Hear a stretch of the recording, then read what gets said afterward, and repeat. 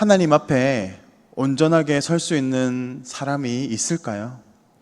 어떤 사람도 하나님 앞에 온전하게 설 수 있는 자격도 없고 또 능력도 없습니다. 그럼에도 불구하고 하나님은 오늘도 우리에게 원하시는 것은 흠없이 온전하게 서 있기를 원하십니다. 그래서 구약에서도 그리고 베드로전서에서도 내가 거룩하니 너희도 거룩하라 라고 말씀하십니다. 우리가 어떻게 거룩하게 될 수가 있겠습니까? 이것은 우리의 힘으로는 불가능한 일입니다. 그럼에도 불구하고 하나님은 우리에게 거룩하게 서라라고 말씀하고 계십니다. 그것은 바로 하나님께서 우리를 그리스도의 장성한 분량까지 온전하게 세워가실 하나님의 의지의 표현을 담고 있는 것입니다. 우리에게 요구하시는 것이 아니라 하나님 자신께서 우리를 거룩하고 온전한 모습으로 세워가시겠다라는 하나님의 의지를 나타내고 있는 구절이기 때문에 그렇습니다. 어떻게 우리가 하나님 앞에 거룩할 수 있습니까? 우리가 죄에 대해 죽었을 때, 우리의 육체가 온전하게 죽어질 때, 그리고 그 안에서 예수 그리스도께서 살아나실 때 우리는 거룩하게 될 수 있습니다. 그러므로 예수님께서는 오늘도 우리의 죄와 정욕의 그 죽음을 통하여서 주님께서 우리를 온전히 주장하시고 우리 가운데 온전히 나타나셔서 우리가 거룩한 것이 아니라 거룩하신 예수님이 우리 삶을 통하여 드러나시기를 원하시고 그렇게 만들어 가실 줄 믿습니다. 오늘 사도는 데살로니가 교회 성도들에게 마지막으로 문안하고 있습니다. 그렇게 데살로니가 전서는 끝이 납니다. 사도는 바로 이 데살로니가 교인들에게 재림하실 예수님께서 오실 그때까지 너희를 흠없이 보존하시기를 원하신다라고 축복하고 있습니다. 오늘 어떻게 우리가 이 흠없이 나아갈 수 있겠습니까? 주님께서 우리를 붙들어 주시고 반드시 힘없는 모습으로 우리를 인도해 가실 것이다 라는 것을 축복하고 있는 것입니다. 그러므로 사도는 우리가 아직 죄인 되었을 때에 그리스도께서 우리를 위하여 죽으심으로 하나님께서 우리에게 대한 자기의 사랑을 확정하셨느니라 라고 로마서 5장 8절에 기록하고 있습니다. 우리가 자격이 있어서가 아니라 우리가 죄인 되었을 그때에 바로 주님께서 우리를 위하여 죽으심으로 우리를 온전하게 하시고 하나님의 크신 사랑을 통하여서 우리를 거룩한 하나님의 백성으로 세워 가실 것이라고 하는 것입니다. 우리가 죄인 되었을 때 그렇습니다. 우리가 온전할 때가 아닙니다. 자격이 없지만 일방적인 하나님의 사랑하심을 통하여서 우리를 온전하게 세워 가신다라는 것입니다. 하나님은 우리에게 아무런 증거도 없이 그냥 말씀대로 믿음으로 살아라고 하지 않습니다. 말씀을 통하여서 또 말씀을 통한 예수 그리스도의 모습을 바라보게 하심으로 우리의 내적인 확신을 주십니다. 이것은 눈으로 보는 것보다 더 확실한 확신을 가지게 합니다. 왜냐하면 하나님이 우리 마음 가운데 믿음을 허락하여 주시기 때문입니다. 그러므로 우리가 보지 못한다 할지라도 우리가 그것을 만지지 못한다 할지라도 하나님은 우리에게 내적인 확신을 통하여서 오늘도 하나님을 온전히 신뢰하고 믿음으로 나아갈 수 있도록 우리를 붙잡아 가시는 것입니다. 이러한 믿음을 가지고 있다면 우리는 반드시 그것을 증거해내야 합니다. 어떻게 증거해낼 수 있겠습니까?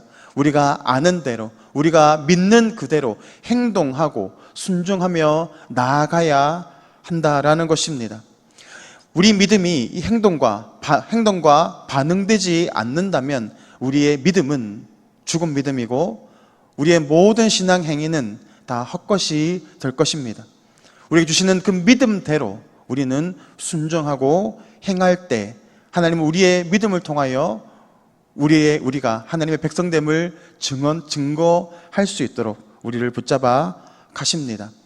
그러므로 오늘 사도는 우리의 믿음에 대해서 이렇게 반응하라고 합니다. 첫 번째로는 바로 우리를 위하여 기도하라라고 데살로니가 교인들에게 부탁하고 있습니다. 바울은 힘든 상황 가운데에서, 어려운 상황 가운데에서 복음을 들고 교인들에게 복음을 전하였습니다. 그리고 그가 복음을 전할 때 수많은 핍박 가운데 있었음에도 불구하고 그는 끝까지 이 데살로니가 교회 성도들을 양육해냈고 복음을 전하였습니다.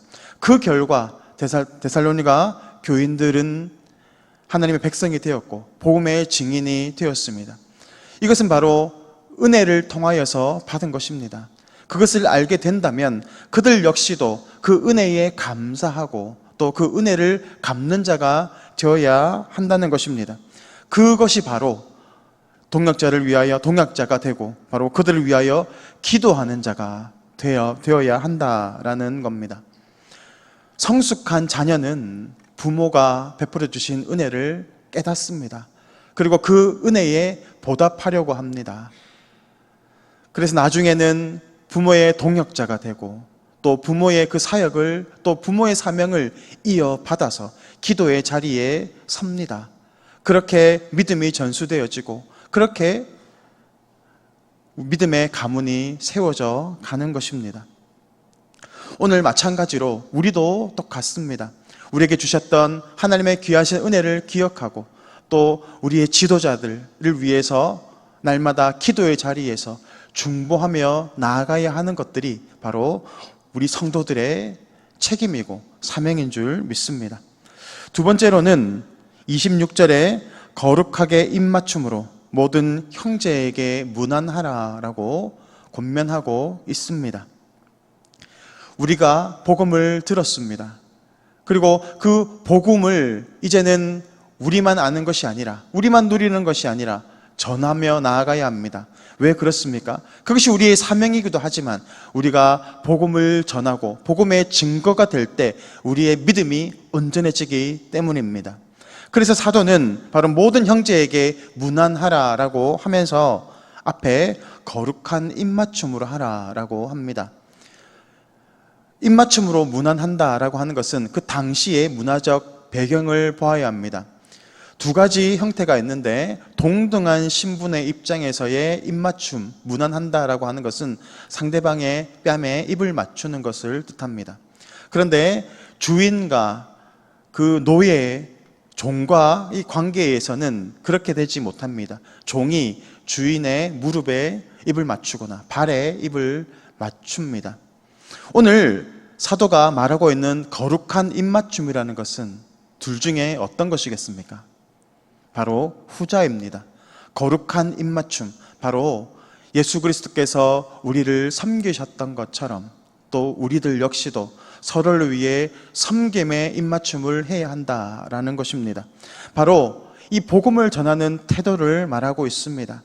내가 은혜를 받았고 은혜를 주셨던 그 예수님의 모습처럼 우리 역시도 덜 성숙한, 그리고 복음을 알지 못하는 세상 사람들을 향하여서 섬김의 자세로 나아가야 한다라는 것입니다.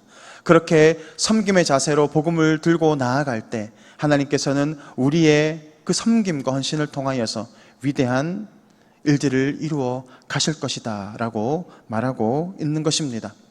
오늘 우리의 삶이 이러해야 할 줄 믿습니다. 받은 은혜를 기억하고 우리가 거저 받았으므로 거저 나누어주고 또 동역하며 함께 기도하며 믿음의 생활을 나아갈 때에 우리의 믿음이 또 강하여지고 동시에 하나님의 나라도 온전하게 세워지게 될 줄 믿습니다. 오늘 그러한 은혜 가운데 살아가시는 복된 성도님들 되시기를 주님의 이름으로 축복합니다. 이 시간 다 같이 기도하겠습니다. 사랑의 하나님 아버지, 우리에게 구원의 은혜를 허락하여 주시고 그 은혜를 우리만 누리는 것이 아니라 또 전하게 하심으로 우리의 믿음을 온전하게 하시고 또 우리의 믿음을 통하여서 많은 죽어가는 영혼들을 살리는 복음의 도구로 우리를 사용하여 주심을 감사를 드립니다. 우리는 연약하지만 오늘 우리에게 주시는 그 은혜를 통하여서 받은 은혜를 나누고 또 죽어가는 영혼을 살려나가는 사명의 자리를 넉넉히 감당하며 나아갈 수 있는 복된 성도의 자리를 살아갈 수 있도록 주님 도와주시옵소서. 감사를 드리며 예수 그리스도 이름으로 기도드립니다. 아멘.